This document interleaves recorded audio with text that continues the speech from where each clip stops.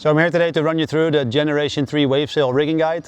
We're going to run you through the steps of rigging. I'm going to highlight a few important parts while rigging, and I'm going to explain you some of the features of the easy rigging that we have on the sails to minimize your rigging time and optimize or maximize your water time. So let's get going.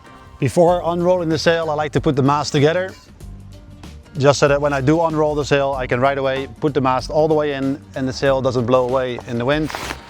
I'm going to take the sail out of the sail bag. We're going to undo the loop that keeps the sail rolled up, and we'll unroll the sail as much as we can.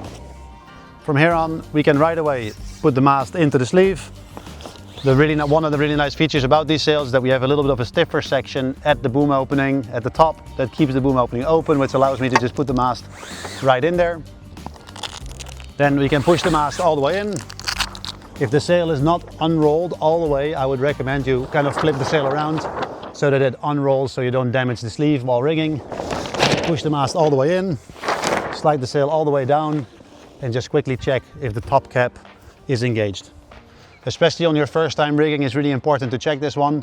Oftentimes it will be slightly on an angle from the factory, and the first time it actually goes into the mast.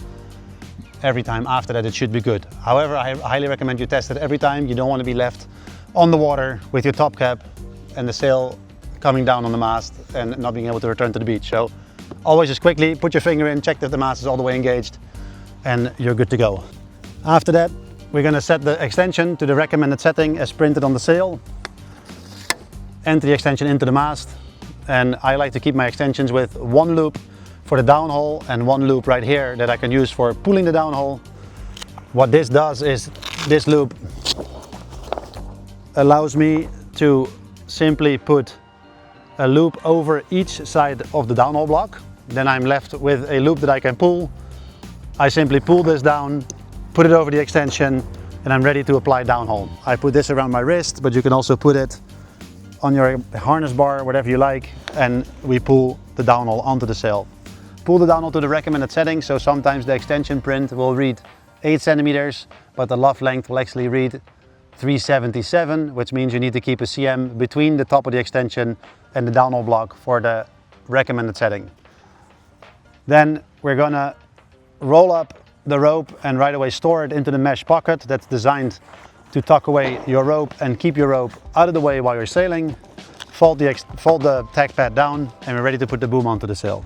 For the boom, the same thing. We have a recommended range printed on the bottom of the sail. We also have a height-specific boom length print around the boom opening, which gives you a little bit more detail on the boom length.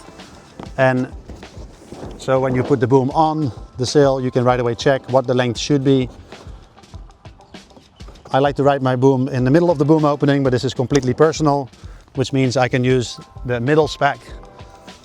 And then I simply have these two lines. If I have a north boom, you can use the two lines just like that to put around the outhole block and apply outhole onto the sail. If you do not have a north boom, absolutely no problem. We have a double function Clew pulley, which allows you to also thread a simple loop like most other brands have. So no problem on that. And once the outhole is done, we're pretty much done rigging. There's certain things during the de-rigging that you need to do to avoid damaging the sail. So we're always going to start de-rigging with undoing the outhole completely. So removing the boom off the back of the sail, and then we're going to remove the boom off the mast. And only once the boom is removed do I recommend to release the downhaul tension.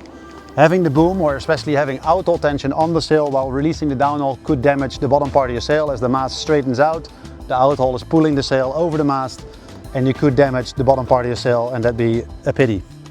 For releasing the downhaul, we can simply put the foot on top of the extension, pull the rope up, and gently release it. I like to put my finger right there in between the rope so I can remove that from the extension, remove it from the sail, and I can very easily remove the mast from the sail. You can either use the sliding technique where you bunch up the sail to de-rig it, or I just simply spin the mast.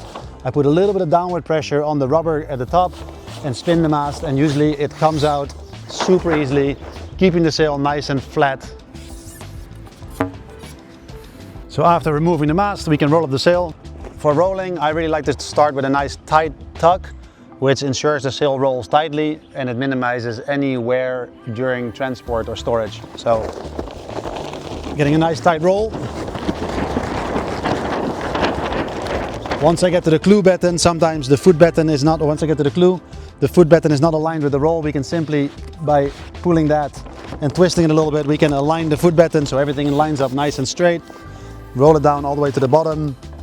We put the elastic onto the tack pulley, close the tack fairing, and we're ready to put it into the sail bag. That's it. So for the tuning, you can refer to the tuning guide for the wave sails. I really hope you enjoy your product, and yeah, have a nice day.